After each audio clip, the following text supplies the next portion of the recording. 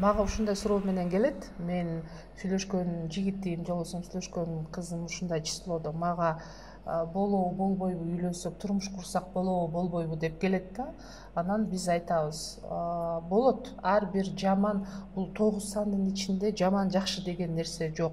Ар бир сандын өзүнүн плюсу болгондуктай өзүнүн кемчиликтери бар. Бирок биз ошол кемчилигибизди өзүбүздүн иштөө үстүндө жардам бергени колдонсок болот да. Ошондуктан ар бир эменин санаасандын плюсу минусу болот.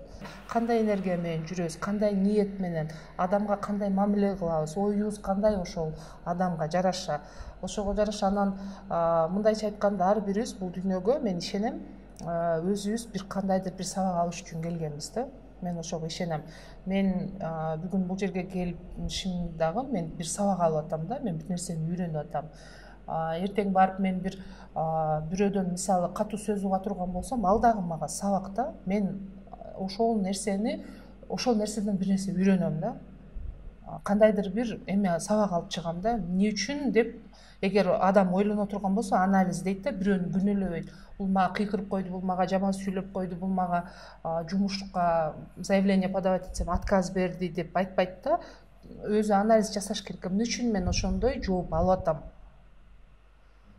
Ошондуктан мен ойлойм, ар бир адам бул дүйнөгө кандайдыр бир сабак алып, өзүнүн испытание, өзүнүн сабагын алган келет да. Ошондуктан сен ал адамга сага бул туура келбейт энергия, сага бул туура келет, ушуга үйлөн же болбосо ушуга турмушка чык деп айтканда, сен ошол адам басып өтө турган сабакты, карманы кийлигишпешиң керек да. Анткени ага бир гана Алла таалам гана өзү жооп бере алат. Ал адам өзү ошол жолду басып өтүш керек. Ошол жолду басып өтүп бир нерсени түшүнүш керек да, сабак алыш керек.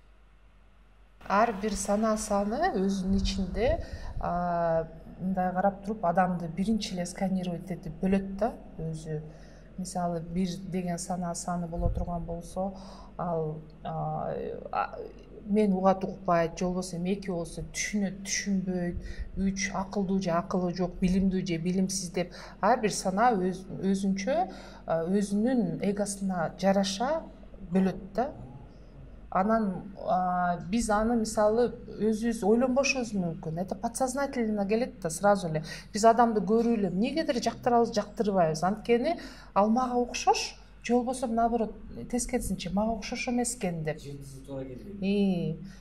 Ооба, туура айтасыз. Ошол жылдызы дегенде ошондойчо ал астрологияга айтканда жылдызы келет дейт, Сүтсайга айтканда ал ошол эгосы бир жакты карайт деп айтат. Психологияда болгондо окшош же наоборот окшош эмес деп ушундай ар бир илим өзүнчө термин коюп коет да. Сүтсай илиминде ошондой деп айтат. Биз өзүбүз карап туруп эле, мисалы мен 3 болгондуктан мен адамдарды карайм дагы. Мен аны билчү эмесмин да Сүтсайга келгичектичи. Мен Сүтсайга келгичекти адамдарды бөлчүмүн ичимден. Билими бар, билими жок, окуган же окубаган деп анткени биз 3-төр ошентип бөлөт экенбиз да. Ошентип бөлчүмүн, а мен түшүнбөчүмүн. А мен ойлочумун, баардык элдер ошентип бөлөт деп. Ошентип ойлойм, мага окшоп билимге карайт деп ойлочумун. Андай эмес экен. Ар ким өзүнүн вектор эгосуна жараша, багытына жараша эгону бөлөт экен. Мисалы сиз 6 болгондуктан сиз менен сүйлөшүп аткан, мен бияка отурдум бул отургучка, сиз дароо эле оюңузга биринчи ой келет да, бул киши менен сүйлөшкөн мага комфортнобу же комфортно эмеспи, интервью алган комфортнобу, комфортно эмеспи деп сиз ошентип бөлөсүз да. Ар бир адам өзүнүн вектор эгосуна жараша адамдарды ошентип эме кылат ичинен. Бирок биз Сүтсай илимине келгенде агай айтты, ушул биз келип ошо Сүтсай илиминде билип атпайбызбы, биз бөлбөшүбүз керек экен да ошентипчи. Анткени мен эгер ошентип адамдарды бөлө турган болсом, акылдуу акылсыз деп, мен каяктан билем акылдуу акылсызбы? Ал менин оюмда. Мүмкүн ал акылсыз деп мен өзүмдүн оюмда бөлүп койгон адамдын билими терең болуп, ал ошол адам менен мен көп мүмкүнчүлүктү дагы колдон чыгарып берем да. Сиз мисалы келгенде сизге бул киши менен мен комфортно эмес экен сүйлөшкөн, ыңгайсыз экен деп бөлүп койсоңуз, ошол адам менен сиздин мүмкүнчүлүгүңүз дагы кетип калышы мүмкүн да. Энергиябызды дагы биз дароо эле 50%-ын жоготуп алабыз ошентип бөлгөнүбүздө. мен ушул сүт сайылымына чейин келип түшүнчү эмесмин эмне үчүн мен мисалы менден китеп алып бербей койгон башка нерсеге караганда мындай күчтүүрөөк мен эме мындайча айтканда ошол китепти эсимден чыгарбайм да. Бирөө менден 5-10 жыл мурун дагы китеп алса, мен ошону эстеп жүрө берем. Эгер мен буюмду ала турган болсо, башка эле сумкабы же болбосо кандайдыр бир эме кийим малабы же башка нерсени алса, мен аны дароо эле эсимден чыгарып коюшум мүмкүн да. Эгер мен менин ушул китебимди алса, мен ошону эсимден чыгарбайм да.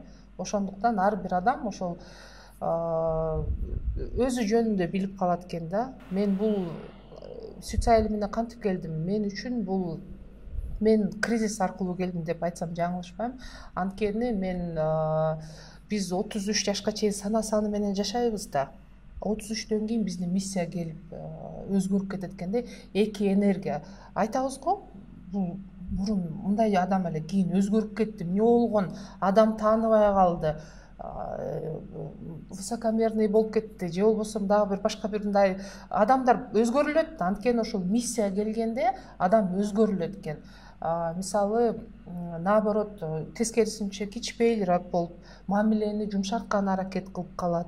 Биз ойлойбуз да жаш чоңойгон сайын түшүнүктүү болот, адам менен мамиле түзүп атат деп. Миссия өзгөргөндөн кийин мисалы аябай мындай курч болуп жүргөн болсо, бетине мындай чаба айтып кетилген болгон болсо, миссиясы эки болгондон кийин ал өзгөрүп калат экен да. 6 болгондуктан кийин жумшак айтып, комфортун айтып, мамилени түзгөнү аракет кылат экен да. Ошол мен 33 жашка чейин мен койгон максатыма жетип, айткан сөзүмдү мындай так аткарып, ошондой эле жүргөнмүн да. Андан кийин 33төн кийин мен энергиям фокус внимания аябай көп болуп кетти. 4 болгондуктан күндүгү алмаша берет экен максатың. Бүгүн эртең менен туруп алып, мисалы бир максат келе турган болсо, эртеси башканы жасагым келет экен. Бүгүн бул сферада бизнес жасагым келсе, эртеңиси тескерисинче сферадан. Ошентип эле мен кыйналып, өзүмдү өзүм мындай тааныбай, билбей, эмне үчүн мен башкача болуп атам, эмне үчүн мен 33 жашка чейин ойлогонума жетип, ушундай бир энергияда жүрсөң, ошол энергия өзгөргөндүктөн уже адамдын мүнөзү, ой жүгүртүүсү, жасаган иш аракети дагы өзгөрүп калат экен да. Ошол мен сүт сайга келип анан түшүндүм да, эмнеге андай болуп атканымды. Өзүмдү таанып калдым. Анан үйдөгүлөр дагы айтып атат,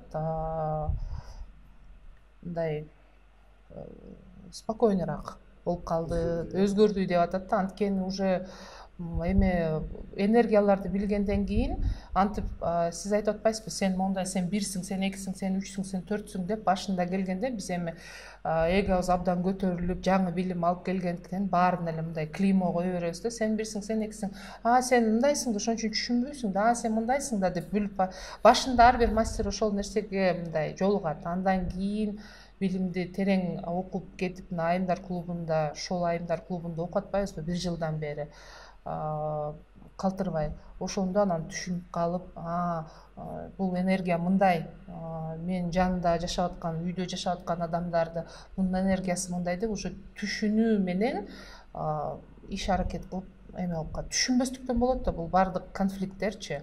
Түшүнбөстүк. Бул жерде сүт сайылымы түшүнүүгө чакырат да. Биз эгер башка адамдарды түшүнө турган болсок, анда бизде бирөөгө капа болгондуктук, претензия, бирөөнүн бирдемени күтөбүз, мисалычы бирдеме жардам берип алып, ал кайра ошол жардамды күтөбүз. Же болбосо ошол нерселерден мындай сүт сайылымы жардам берет экен да. Мен чарчадым, барбайлап коюштугу көп болобучу эми. Мага ошогон 30-числодо төрөлгөндөр болсо, анда обнуление болушу мүмкүн. 10-чу, 20-чу, 30-чу числодо төрөлгөндөр ошентип бат-баттан обнуление болуп турушат да. 10-чу, 20-чу, 30-чу числодо төрөлгөндөр артынан өлү барлар. Ошол мисалы 10 тепкичке боло турган болсо, 8-чи тепкичке чыкканда кайра 1-чи тепкичке чыгып кетесиң да, кылган иш аракеттериңи, кылган эмеңи нольго түшүрүп коесуң. Себеби энди любой цифраны нольго көбөйтсө акырында 0 келет да. Ошондой эле биз обнулять этип коюшубуз мүмкүн да, өзүбүздүн эмебиздин нольго түшүрүп коюшубуз мүмкүн. бирок ооба сиз айткандай эле мен ойлойм дисциплина дегендиктен бул өзүңүн иш аракет кылышың керек да. Анткени сен эгер өзүң өзгөрүүнү каалабасаң, эгер сен ошого жараша кыймыл аракет жасабасаң, анда эчтеке өзгөрүлбөйт. А бул айымдар клубунда, ошол айымдар клубунда бул азыр биз мисалы биз ар бирибиз төрөлгөндө код 8 цифрадан турат. Мисалы дата, андан кийин ай, андан кийин жыл болуп атпайбы? Ошол ичинде дагы информация бар да. Ошол ар бир күндө сен ойгонгондо кандайдыр бир жумушту, проблеманы же болбосо мамилени сен ошол туулган күндө бар цифралар бар менен, жөндөм менен ошону чечип кетесиң, ошо менен сүйлөшүп кетесиң. Ошол жөндөм менен сен иш тутасың да. Эгер сен определенный цифра боло турган болсо, ошол эмеде туулган күнүңдө ошол кайсы цифралар болгон болсо, ошол жөндөмдөр болгон болот да. Ар бир цифра бир жөндөмгө жооп берет. Ошол жөндөмгө карата эле сен өзүңдү мындай эме кыла бересиң да, ведешь себя ошол эмеге, цифраларга жараша. Анан биз мисалы айымдар клубунда бул баланска чакырат да. Мисалы биз либо өтө эле жумушка берилип кетебиз, же болбосо үй ишине киришип кетебиз, же болбосо карьерага кетип калабыз, же акчага кетип калабыз. А бул айымдар клубунда баланстагандыкка чакырат да. Мисалы сен жумушуңдагы дагы аткар, үйүңдө бала чакаңа дагы көңүл бөл, ата энең менен да, досторуң менен да, хобби баардык жактан тегиз мындай баланста алып кеткени үйрөтөт да. Анан ошол бизде жок цифра. Мисалы менде 2, 5, 7 деген сандар жок да. Ар бири мисалы 2 түшүнүү, 5 бул коммуникация, 7 энергия, божественный бензин. Ошол жок болгондуктан мен ал нерсе баардыгы керек да бизге. Туурабы, бизде ар эчтеке эме эмес да, мындай ашыкча эмес да. Ошол сандар бизде жашоодо керек да. А кантип ошону биз нарабатывать этебиз, мындайча толуктайбыз. Ошону биз мисалы клубка келгенде, айымдар клубунда, ошол эжеке күндүгө сабак өтүп, ошого жараша тапшырма берет. Пландарды жазгыла. Мисалы 4 жок болсо, сан матрицада ал максатты кое албайт, приоритетти кое албайт. 4 бардык сандар керек. Бардык сандар керек. Эч ашыкча же болбосо мындай сан эме жок да, цифра жок да. Өзүң туулган күндө миссияң жок болсо, ошону бирден толукташ керек. Ошол клубка келгенде ошол тапшырмаларды аткарганча биз толукташыбыз мүмкүн да. Бас деп атат 7. Мисалы ар бир ошол цифраны биз кантип толуктайбыз? Ошол клубка келгенде эжеке тапшырма берет. Эжекенин биз ошол эжекенин эмесинде, аурасында жүрөбүз, энергиясында жүрөбүз. Эжекенин өзү миссиясы 2 болгондуктан коуч ар бир адамды результатка чейин толугу менен акырында жеткирет да, ийгиликке. Ошондуктан ошол жерде өзүбүздүн жетпеген сандарыбызды толуктап, өзүбүздөн күндүгө иштейбиз.